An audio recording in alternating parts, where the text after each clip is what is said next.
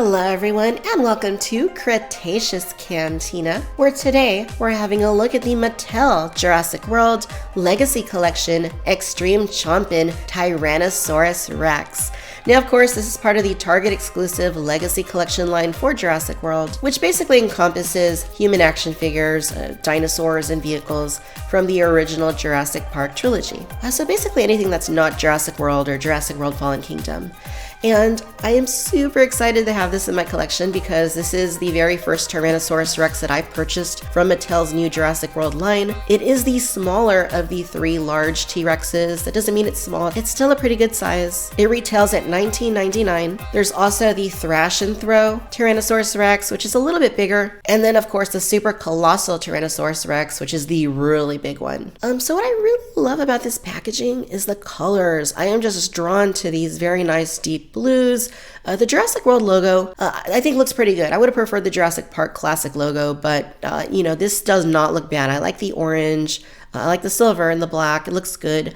Not a terrible render of Rexy, not the best either, but you can see she does have the scratches indicating this is from Jurassic World or, at least after Jurassic Park. And I really like the font that they went with. It's very classic Jurassic Park, so that's pretty awesome. Shows you how to activate the action feature right there. Shows you what that actually looks like when you activate the action feature. It's a very open design. It is enclosed on this side. You can see that the figure does come in a few parts. Her tail is in there, so you do need to connect that.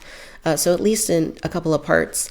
And it looks good, and you could test it out of the packaging if you are so inclined to do so. It's looking quite nice. And here at the back, very nice image there of the toy. You can see her in action yet again with a gigantic bite. There is your Dr. Alan Grant action figure holding a flare. I believe that flare actually comes with the Dr. Ian Malcolm figure that is coming as part of Wave 2 of the Legacy Collection human action figures. And I just think this is looking really nice. The torches are looking good, the background's looking good, and you can see a few of the other items that come as part of the Legacy Collection, Pachycephalosaurus, Junior T-Rex, and there are two of the human figures once again. And it tells you can get the Jurassic Park Facts app in order to incorporate it into your Jurassic Park toy experience. Overall, this is looking really good. Again, I'm super excited about this. There's your one-time assembly right there. I'm going to go ahead and get this opened up. When we come back, we'll take a closer look at the Extreme Chompin Tyrannosaurus Rex. And, even though this is supposed to be the smallest of the three big T-Rexes in the Mattel Fallen Kingdom toy line, it's actually pretty big. She's over 18 inches long, she's over 7 inches high, and 7 inches wide, so very sizable, especially considering the $19.99 price point. Now, the aesthetics here are incredible. This is probably the most screen-accurate looking T-Rex that we've gotten from a toy line, not excluding the other releases like the Thrash and Throw or the Colossal T-Rex, because they're all kind of based off a similar sculpt. So I can't really say at this point that one looks more accurate than the other because I don't have the other two quite yet. But to me, this definitely looks more accurate than anything we got from Kenner and anything we got from Hasbro. It just looks really nice. Makes me very happy. The only fault that I can really find with the aesthetics in terms of the sculpting is that the feet are kind of large. And I mean, that is deliberate in this case for stability purposes. They wanted to give you a toy, unlike what Hasbro did with Jurassic World, where 3/4 of the toys, don't stand without any kind of support because the feet are just too small and they had poor centers of gravity. It seems like Mattel wants to negate those sorts of issues. And with this toy in particular, it seems like they certainly did that. You'll also notice that there are no screw holes to be found, which was a huge problem with the Hasbro Jurassic World line, and it does a lot for the aesthetics. It really does a lot, not having those little elements that just remind you that you're looking at a toy. Obviously, we know we're looking at a toy, but it's very seamless, not factoring in the points of articulation, in which case you will see seams. I also want to remark how the figure isn't overly glossy. There's a little bit of a sheen to it, but not so much that it screams toy, which if you go back to the Jurassic Park films, the T-Rex always had a little bit of a sheen to it anyway, so this kind of captures that. So when you first get this out of the box, the first thing you have to do is snap in the tail. It's a one-time assembly as the box notates. Basically, this just goes in here. You push it in until you hear it snap and lock in place. So looking at the sculpt, this head looks absolutely phenomenal. This is certainly the most accurate T-Rex toy that I have seen from Jurassic Park. I mean, not counting the Papo or, the Reeb or anything like that. Just going strictly by the mass-produced toy companies like Hasbro, Mattel, Kenner. This definitely has the best overall aesthetic to it. I mean, it just screams the Stan Winston McCat, which is really, really awesome. If you look at her from the front, I mean, they even went so far as to give her the binocular vision, which most Jurassic Park toys, really didn't have the foresight to do. That's not the case here. She definitely has the binocular vision, so she can look straight at you, and that looks very film accurate. The jaw looks nice, proportionate to what we see in the film. Maybe the cheeks are a little bit narrow back here. Maybe those should be a little bulkier to more closely resemble what we see in the Jurassic Park films. But other than that, I mean, I feel like this is a very good recreation of what we see in the films. I mean, it just looks excellent. The jawline, the way that you see the teeth kind of curve like this, that's very accurate to the film. It just looks excellent. Really, really digging it. Now you will see the segmentation here from the different points of articulation. We'll get into all that in just a little bit, but first I want to continue talking about the sculpt work itself.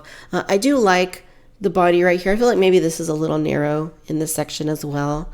Nothing terrible, nothing that's going to really take away from the overall look, but it just seems like it's a little bit narrow right in here. I kind of feel like there should be a little bit more of a chest right in that area right there. But the actual sculpting that went on here looks really good. You can see that they sculpted where the spine would be.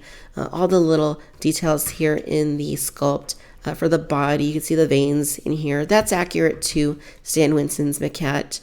It looks really good as far as all of those details being captured. Same with the legs. You can see the musculature. You can see the bones. Again, the feet are enlarged, but they look good. They look like T-Rex feet. And from the other side too, I mean, you're basically seeing a very similar aesthetic to what you see on its right side.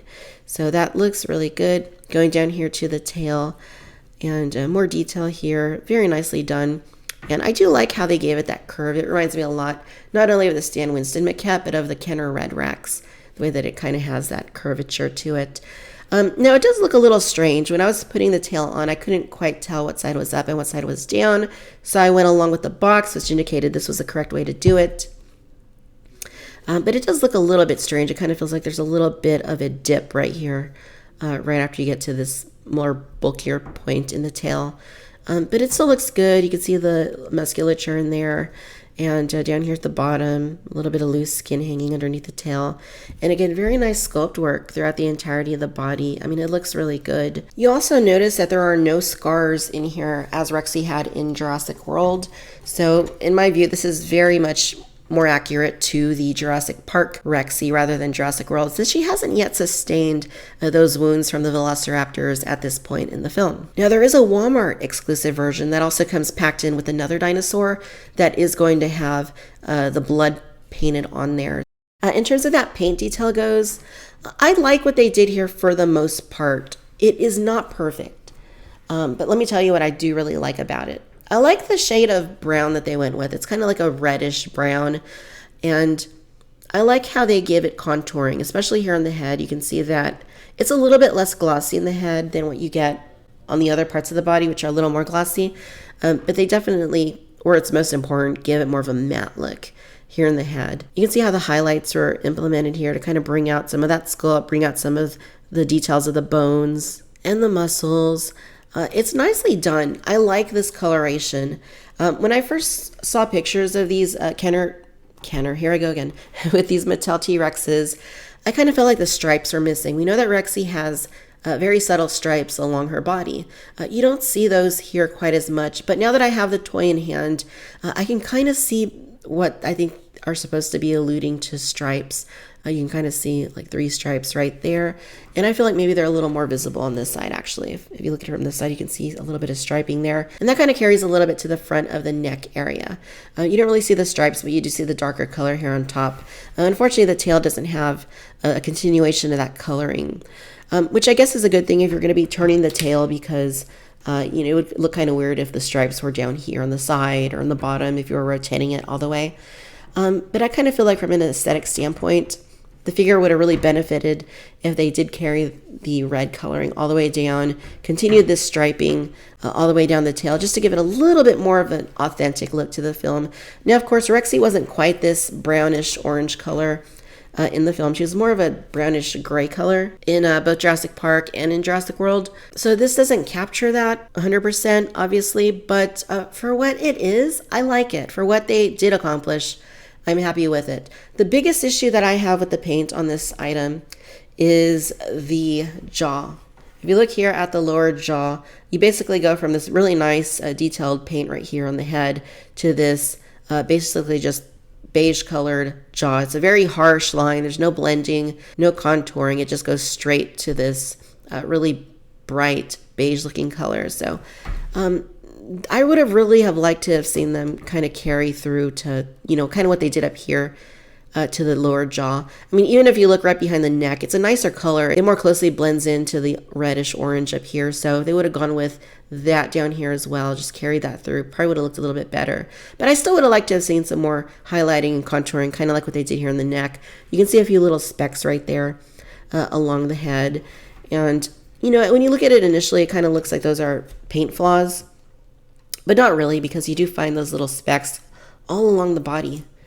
More of those specks here in the legs, more here in the tails. It's just one of the design choices they elected to go with. You even see it here in the legs a little bit and here in the arms.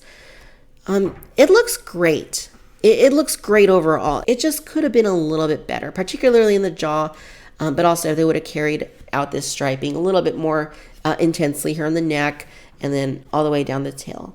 But other than that, for what they did, I am quite pleased with the coloration. You can see that as you go underneath the body, it is a little bit of a lighter color. And they did a nice job blending it. You can see that it doesn't just jump from beige to brown. It is a nice contour that they applied there. So that does look quite good. Really good looking toy overall though. Really good looking. Now in terms of the action feature, the main play feature of this toy. So you will see here at the top of the head, there is a button right here. It's kind of a long button. It doesn't really need to be that long once you see how it actually works. But when you press here at the back of the button, you can see that it opens its mouth. It opens its mouth and the tongue kind of sticks out just a little bit as you do that. And you just let it go and it collapses. So that's pretty cool. I was trying to find a way to keep it open. Like if you let it go slowly, it would be nice if it latched in place. And that way you could pose it with the mouth open, but it doesn't do that. I mean, either way, that's a pretty fun feature. It's a little noisy, but you know, that just indicates that it's working pretty well, in my opinion. So that is fun if you wanted to play with it. Have it attack other dinosaurs. The tongue might get in the way a little bit, but that's pretty cool. She opens her mouth really wide. If you want to look in there, the tongue is nice and slicked. The details inside the mouth are nice and slick as well. So I like how they gave it that wet look. You can see the insides of the cheeks right there. And the teeth look really good too. They're like a yellowy color. Not very sharp, but they look great. Also love those eyes. Don't you love those yellow eyes? Nice round pupils. Quite excellent. So this action feature, I mentioned how this button is really long. You just press it at the back and it does that. If you press it at the front, nothing happens, or in here. So it's kind of puzzling why they needed to make that so long rather than a smaller button. But obviously the designers probably went with whatever they thought would work best. So we can leave it at that. Now for the articulation itself, you can rotate the head along with the front part of the neck, the part that has the action feature built in, independently from this neck piece right there. So you can rotate it like that, just a little bit. When you get to the actual neck piece itself, that rotates even more. So you could rotate it side to side. You can move it up. You can move it down. It's pretty good. Definitely pretty good. When you get to the forelimbs, they have insert molded connections, so you can rotate them, or you can even move them out just a little bit. Same thing on the other side. You can rotate it. You can make it go a little bit in, and out. Here at the hips, you do have the insert molded joint once again. And you can see that you can have her more at this upright position, or if you want to just splay her legs out a little bit, they actually move pretty well. It's pretty nice, and that just enables you to get her into a little bit more in terms of posing possibilities. So very cool. Here at both of the ankles, you can rotate both of them. Just like that. That also helps with posing. And of course, you get that ball joint at the tail, which enables you to go side to side, up, down. If you wanted to rotate, it actually makes like a snapping sound. I'm not sure if that's a good thing or a bad thing, but I would say just use a little bit of caution when you're doing that. I think this is pretty sufficient with what movement you're able to accomplish in any case. But it's nice because you can make her stand up more straight if you wanted to. Just like that. And she looks pretty good. Or if you wanted to bring her down, kind of have her look as if maybe she's onto a scent, maybe she's onto a human scent or a dinosaur scent. You could do that as well, and that's a pretty cool pose as well. I like that quite a bit. And of course, I did mention that you have all that movement available in the legs, so you do have a lot of options in terms of how you pose her. Maybe kind of make her look like she's walking a little bit more. You move the head up a little bit. Very, very cool.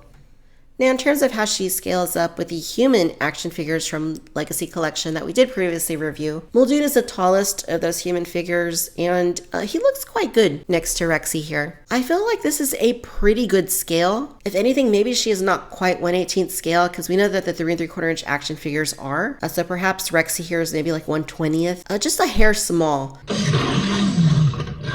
If we bring in the Jeep Wrangler, which we also previously reviewed, you also see that Rexy is still a good size, even if she's a little bit small. She still looks good if you wanted to display the Jeep or the figures alongside her on a shelf. She wouldn't look too undersized in my opinion. I think it looks pretty good. Alright, ladies and gentlemen, so there you have it. This is the Mattel Jurassic World Legacy Collection Extreme Chompin Tyrannosaurus Rex. Overall, I am really digging this toy. Yes, it is the smallest of the 3 T-Rexes that have been prepared for the Fallen Kingdom toy line, but she's not too small. At $19.99, I think you are getting a very good product that seems to be of very good quality. As I noted, the aesthetics of this T-Rex are very accurate to Stan Winston's model and the Rexy that we've come to know and love from the Jurassic Park series. The Mattel T-Rexes have the best head sculpts of any of the Kenner or the Hasbro Jurassic Park or Jurassic World T-Rex toys. It looks very, very screen accurate.